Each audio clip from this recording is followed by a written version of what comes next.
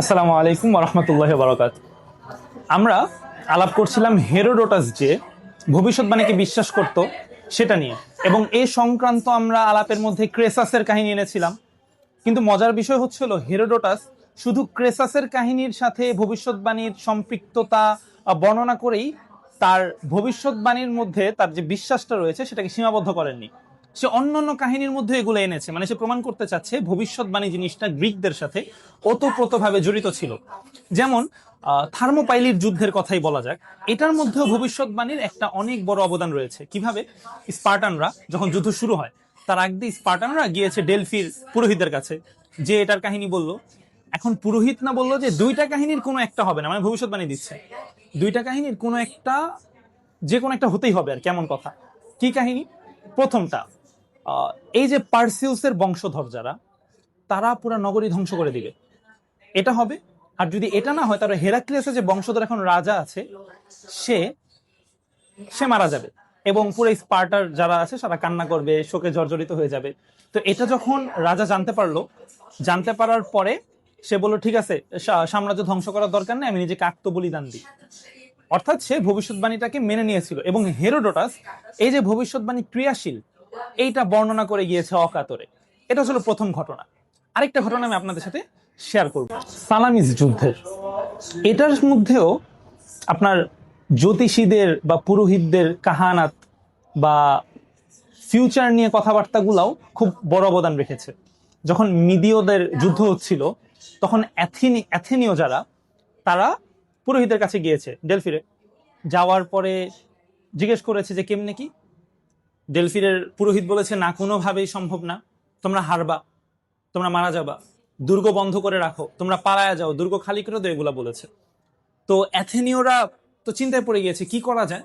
তখন তারা পরামর্শ সভা ডেকে তারা বলে যে আচ্ছা ঠিক আছে, জলপাইয়ের শাখা নিয়ে যাও, অনুনয়ের প্রতীক এটা, জলপাইয়ের শাখা নিয়ে যাও, তারপর অনুনয় করে বলো যে কোনো একটা কিছু যেন দেবতারা বলে, এটার থেকে বাঁচার উপায় কি, একটা ভালো ভবিষ্যৎবাণী যেন দেয়। তো তারা এভাবে গেল যে অ্যাপোলনের কাছে, একটা দেবতা তাদের, অ্যাপোলনের কাছে তারা অনুনয় বিনয় করলো একটা ভালো কোনো ভবিষ্যৎবাণী দেন। তখন পুরোহিত বলে কি হ্যাঁ, আমার কাছে ভবিষ্যৎবাণী এসেছে। সেটা হচ্ছে হলো তোমরা বাইচা যাবা, মানে সার কথা এটা, তোমরা বাইচা যাবা, সবকিছু হবা, কিন্তু অন্য সব জায়গা ধ্বংস হলো, তোমাদের একটা দুর্গের মধ্যে যেতে হবে। কারণ পাল্লাস আরেকটা দেবতা, সে জিউসকে সন্তুষ্ট নাকি করতে পারে নাই।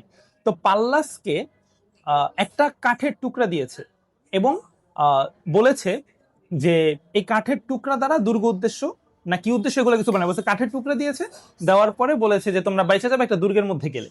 আর লাস্টে একটা কথা বলেছে, এটা আর কি মাথায় রাখতে হবে। সে বলেছে হে পবিত্র সালামিসবাসী, তোমাদের নারীরা তাদের সন্তানদের হারাবে। আচ্ছা, এখন এই সংবাদ যখন অ্যাথেনীয়দের কাছে গিয়েছে তখন তাদের মধ্যে একটা বিতর্ক শুরু হয়েছে যে কাঠের যে টুকরো দিয়েছে এটা তার উদ্দেশ্য কি, দুর্গের দুয়ার নাকি নৌযান।